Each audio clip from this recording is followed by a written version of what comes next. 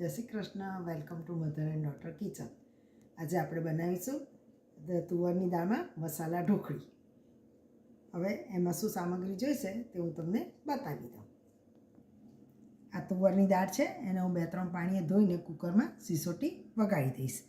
રાઈ અને મેથી વઘારને માટે જોઈશે, હળદર, લાલ મરચું, ગોળ, કાંદા, ટામેટાં આ વઘારને માટે, લાલ મરચાં છે, લીમડી છે, સિંગદાણા છે, નહીં એ દાણા વઘારને માટે જોઈશે, અને આ કોથમીર, લાલ મરચું, હળદર અને મીઠું આપણે આ લોટમાં નાખીશું. મીઠું આમાં દાળમાં પણ મારે જોઈશે, એટલે થોડું મીઠું બીજું એડ કરીશું.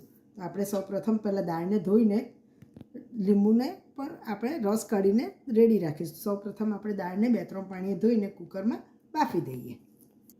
આપણને દાળના વઘારને માટે તેલ અને આ પાણી લોટ બાંધવા માટે જોઈશે. તો હવે હું પહેલાં સૌપ્રથમ દાળને 2-3 પાણીએ ધોઈને કુકરમાં બાફી દઈશ. અમે કુકરમાં દાળ બાફવા મૂકી દીધી છે. એ દાળ બફાય એટલે આપણે આ ઢોકળીનો લોટ રેડી કરી દઈશું. તો એમાં આપણે શું નાખવાનું તે આપણે ચાલુ કરી દઈએ. એમાં સૌપ્રથમ આપણે મરચાં નાખીશું, થોડા લાલ, એ તમારા સ્વાદ પ્રમાણે તમારે નાખવું. હળદર, મીઠું,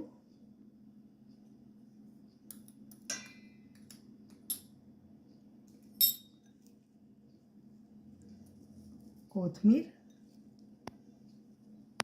અને આપણે તેલનું મણ મૂકીશું.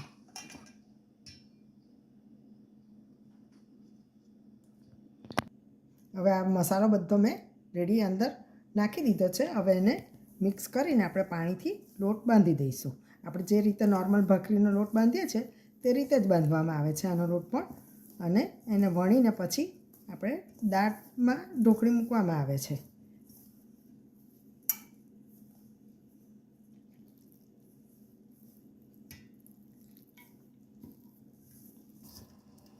આપણો લોટ રેડી થઈ ગયો છે, મેં બાંધીને રેડી કરી દીધો છે. હવે એના આપણે લુવા પાડીશું.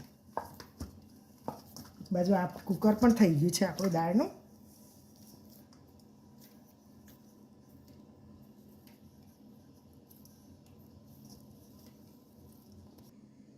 આ રીતે મેં બધા લોટના લુવા રેડી કરીને રાખ્યા છે. હવે એને આપણે સાઈડ પર મૂકી દઈશું.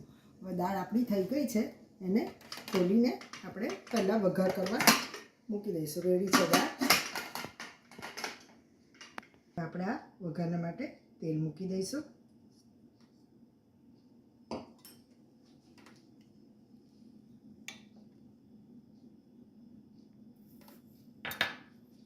રાઈ,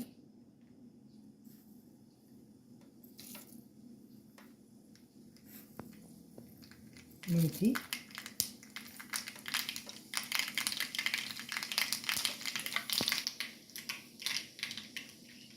લવિંગ નાખ્યા છે, અને મરચાં,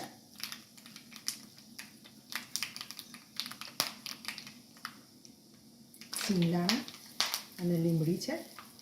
હવે એની અંદર આપણે થોડા કાંદા નાખી દઈશું.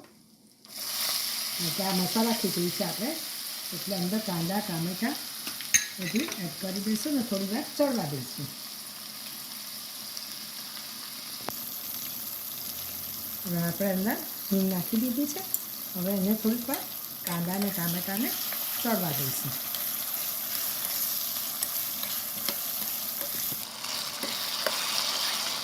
અને આપણે એની અંદર લાલ મરચાં, હળદર નાખી દઈશું.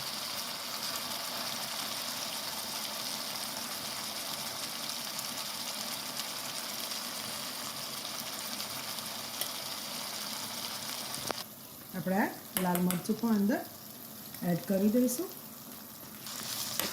આ ઓલમોસ્ટ આપણું રેડી થઈ ગયું છે. હવે આપણે એને દાળમાં એડ કરી દઈશું.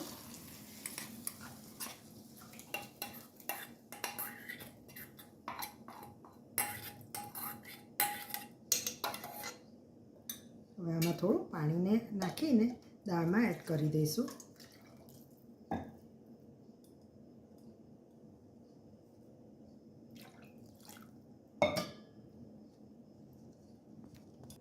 હવે આપણે એની અંદર પાણી એડ કરી દઈશું અને ઉકળવા દઈશું.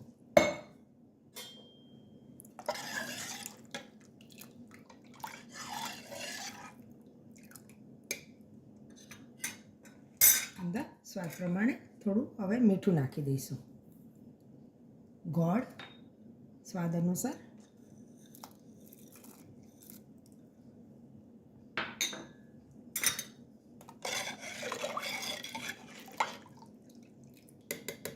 અને થોડીક વાર ઉકળવા દઈશું. હવે આપણે આ લીંબુનો રસ નાખી દઈશું. થોડીક વાર એને ઉકળવા દઈએ. એટલી વારમાં આપણે બધી ભાખરી વણીને રેડી કરી. આપણે હવે આ બધી ભાખરી વણીને રેડી કરી દઈશું.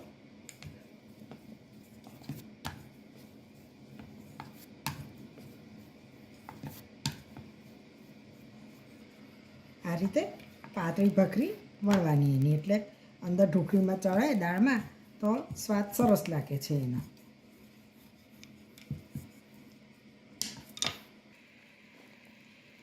આપણી આ દાળ ઉકળી રહી છે. હવે આપણે ભાખરીમાંથી કાપા પાડીને અંદર મૂકતા જઈશું. 10 મિનિટ કુકર બંધ કરીને સીસોથી વગાડી દઈશું, એટલે આપણી મસાલા દાળ ઢોકળી રેડી થઈ જશે. આ રીતે આપણે એના કાપા પાડવાના અને અંદર એક એક ઢોકળી મૂકવાની.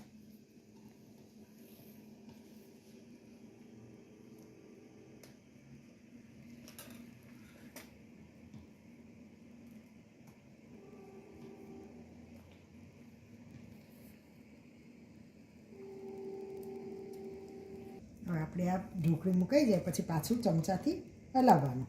એ રીતે દરેક ઢોકળી મૂકતી વખતે એને હલાવતા જવાનું ને પાછી બીજી કાપીને મૂકવાની, જેથી ઢોકળી લચકો નહીં થઈ જાય અને છૂટતી રહે અંદર. હવે આપણે બીજી ભાખરીને પણ કાપીને એ રીતે મૂકી દઈશું. હવે આપણી આ દાળ ઢોકળી ઉકળવા માંડી છે. એને હવે ઢાંકણ બંધ કરીને 2 સીસોટી આપણે વગાડી દઈશું.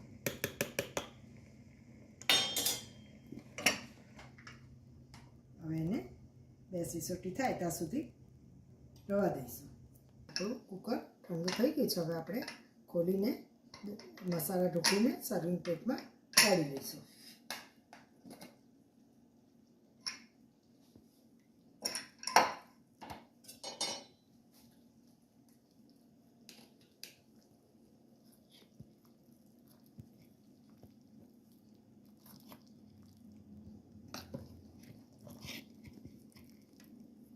અને ઉપર કોથમીર નાખીને ગાર્નિશિંગ કરી દઈશું. આપણી મસાલા ઢોકળી રેડી છે.